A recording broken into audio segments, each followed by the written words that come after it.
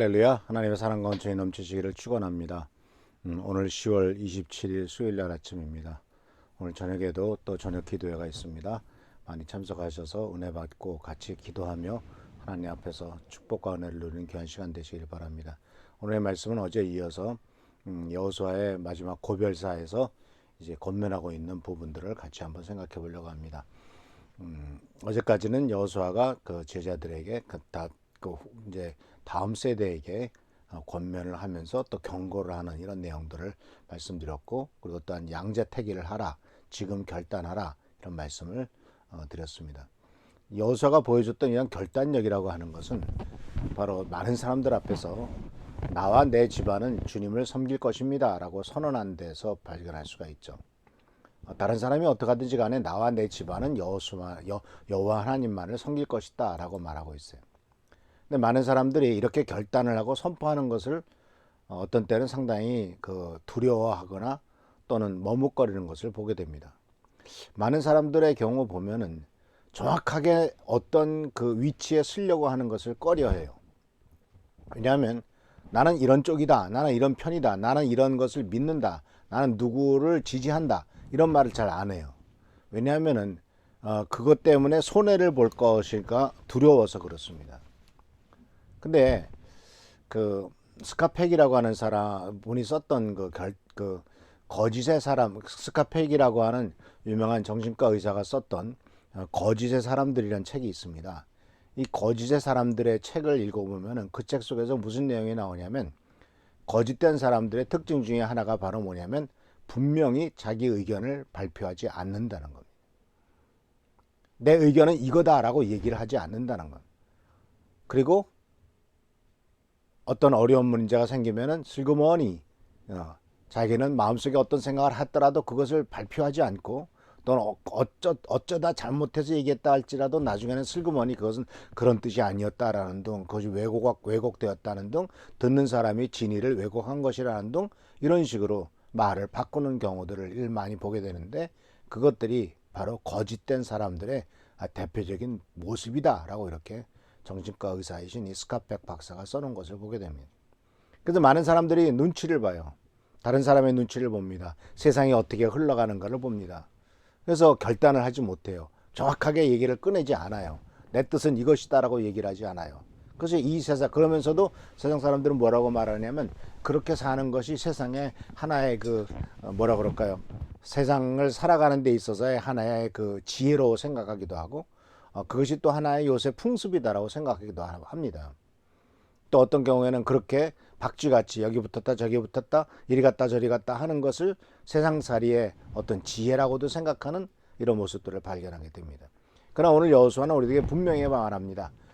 너는 어떻게 할 것이냐라는 것을 분명히 선언하라는 겁니다. 그래서 나는 이렇다라고 얘기하는데, 이 여호수아가 요구했던 결단력은 먼저 선포하는 거예요. 다른 사람의 의견을 물어보고 거기에 따른 것이 아니라 나는 이렇다라고 분명히 얘기를 하는데, 이것은 바로 지도자로서 보여주었던 아주 중요한 결단이죠. 특히 세태를 따르지 않고 세상의 풍습을 따르지 않고 나와 내 집안은 주님만을 섬기겠다라고 하는 이러한 선언은 바로 다른 사람보다도 내가 먼저 선포함으로써 그 길을 가겠다라고 하는 겁니다.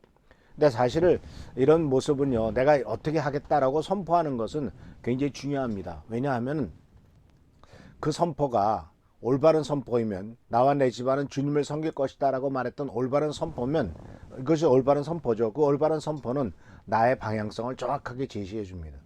그리고 내가 딴 길로 가지 못하게 합니다. 당신 그런 길로 간다고 선언하지 않았어? 라고 다른 사람들이 내가 다른 길로 가려고 한다면 질문을 던질 겁니다. 지난번에 당신 그렇게 말씀하지 않았느냐? 라고 말할 것이죠. 그래서 사랑하는 성도 여러분, 이 세상 사람들은 머뭇거립니다. 결단력이 없어서 방향을 정하지도 못하고, 또 어떤 때는 내가 방향을 정한 것을 정확하게 얘기했다가 그것 때문에 내가 손해를 보고 문제가 되지 않을까라고 하는 두려움 때문에 자기의 방향을 정확하게 얘기하지 않는 이런 모습들을 발견하게 됩니다. 근데 사랑하는 성도 여러분, 이 사도 바울은 빌립보서 3장 13절 14절 말씀에 이렇게 말했습니다. 형제자매 여러분, 나는 아직 그것을 붙들었다고 생각하지 않습니다. 내가 하는 일은 오직 한 가지입니다. 뒤에 있는 것은 잊어버리고 앞에 있는 것을 향하여 몸을 내밀면서 그리스도 예수 안에서 하나님께서 위로부터 부르신 그 부르심의 상을 받으려고 목표점을 바라보고 달려가고 있습니다. 자, 이 목표점을 바라보고 달려가는 것, 그 목표점이 분명한 사람은 흔들리지 않죠. 그리고 선언합니다. 내 목표는 저거다. 그러니까 바울이 정확하게 말합니다. 내 목표는 주님 안에서 하나님께서 나를 부르셨고 그 부르심에 따라서 상급이 있는데 그 상급을 받으려고 나는 앞장서서 나간다라고 말하는 거죠. 아주 정확하죠. 분명합니다. 사도 바울은 세상의 풍조를 신경 쓰지 않습니다. 세상에 바람 부는 것에 대해서 신경 쓰지 않습니다. 오직 내 목표는 하나님께서 나를 부르신 그 부르심이 있다. 그리고 그 부르심에는 상급이 있다. 그래서 그 상급을 받으려고 나는 뒤에 것도 다 잊어버리고 전후 좌우를 바라보지 않고 흔히 요새 하는 말로 좌고 우면하지 않고 오직 그 목적만을 바라보면서 나간다 라고 이렇게 사도 바울이 빌립보서 3장 13절 14절에서 선언하고 있는 것을 보게 됩니다. 그런데 오늘 말씀 속에서 우리가 좀 또 생각해 볼 수 있는 것은 바로 뭐냐면 이 여호수아가 나와 내 집안이란 말을 썼습니다. 이것은 무슨 뜻이냐면 여호수아가 그 집안의 가장으로서의 책임을 지겠다는 것이죠. 가장으로서의 여호수아의 모습이 여기서 나타납니다. 나는 내 집안의 책임자다. 나는 내 집안의 가장 큰 결단자이고 가장이다. 그렇기 때문에 내가 결단을 했다. 그러니까 기독교 가정에서 이 가정에서 가장의 책임이 얼마나 크냐 하는 것은 이 여호수아의 모습 속에서 보게 됩니다. 왜냐하면요, 이 가장은 일종의 제사장 노릇을 하는 거예요. 영적인 질서를 세우는 것이고요. 그리고 분명히 방향성을 정하는 겁니다. 그래서 가장의 위치에 대한 분명한 인식이 필요합니다. 가장의 결단력이 얼마나 중요하냐 하는 것, 그리고 그 결단이 어떠한 영향을 끼치느냐 하는 것이 대단히 중요하죠. 성경 말씀에 보면은 이제 우리가 여호수아 속에서도 그 나오는 아주 비극적인 사건이 있죠. 그 아간이라고 하는 사람이죠. 여리고성을 무너뜨렸을 때 아간이라고 하는 사람, 상당히 유력한 집안의 리더였습니다. 근데 그 집안 그 사람이 하나님의 명령하신 절대로 그 여리고 성 안에 있는 물건들을 가져가지 말라, 다 하나님의 바친 것이다 라는 명령을 했는데도 그것을 어기고 훔치죠. 그 결과는 어떻게 됐습니까? 부인, 처, 자식들, 그 모든 재산들 모두가 다 아골 골짜기로 끌고 들어가서 그냥 돌로 쳐서 죽임을 당하죠. 애들이 무슨 잘못이 있습니까? 부인이 뭘 잘못했겠습니까? 그런데 남편의 잘못은 온 집안을 완전히 멸망시키는 결과를 가져오게 된 것을 보게 됩니다. 그래서 이 가족의 미래와 가족의 신앙에 대해서 진정한 관심을 가지십시오. 내 혼자의 판단이 아니라 내 행동이 내 아내와 내 가족들에게 어떤 영향을 주는가 하는 것을 생각하셔야 됩니다. 그러니까 여호수아는 하나님 편에 서서 내 가족을 이끌겠다고 얘기했고, 안타깝게도 아간은 눈이 뒤집혀서 그것이 어떤 결과를 가져올 것인가를 생각하지 못했을 때 아주 비극적인 결과를 가져오게 된 것을 보게 됩니다.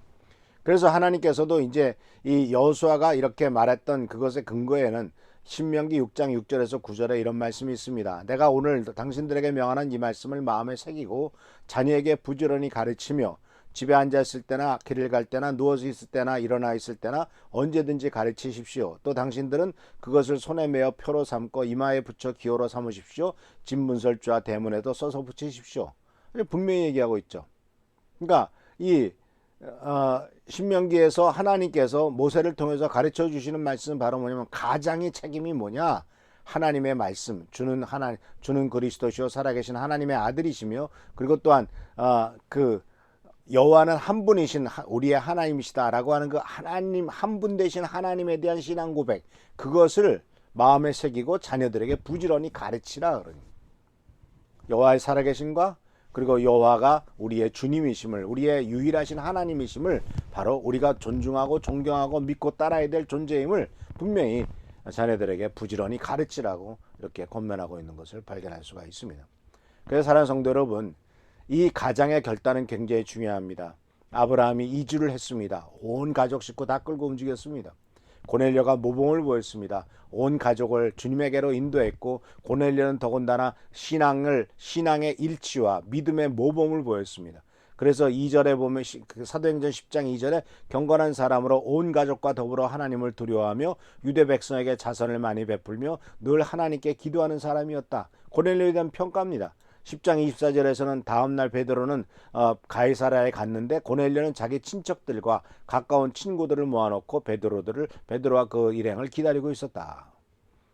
그러니까 이 고넬료는 그만큼 영향력이 있었던 거예요. 친척들을 다 불렀습니다. 가까운 친구들까지 불렀습니다. 하나님의 종인 예수님의 제자인 베드로가 온다고 하니까. 이게 바로 가장의 책임이죠. 사랑하는 성도 여러분, 그래서 오늘은 여호수아처럼 결단력을 가지고 그리고 동시에 가장으로서 책임을 지는 우리 모두가 되기를 바랍니다. 이것은 우리들뿐만 아니라 나 자신뿐만 아니라 우리들의 자녀, 우리들의 온 가족, 그리고 심지어 그 다음 세대에 이어지는 모든 가문에 이르기까지 하나님의 놀라운 축복이 전달되는 귀중한 결단이라는 사실을 기억하시면서 주님의 은혜 가운데 나아가는 귀한 성도님들 되시기를 축원합니다. 기도하겠습니다. 오늘도 주님께서 함께 하신 은혜를 감사드립니다. 여호수아처럼 나와 내 집은 오직 하나님만을 섬기겠다라고 결단하며 그것을 선포하는 우리 귀한 미랄교회 성도들 되도록 인도하여 주옵소서. 또 가장으로서 또 아버지 하나님 자녀들에게 또한 온 가족에게 영적인 책임, 미래에 대한 책임이 있음을 잊지 않도록 도와주시고 그리하여 하나님의 영광과 존귀를 돌리도록 역사하여 주시옵소서.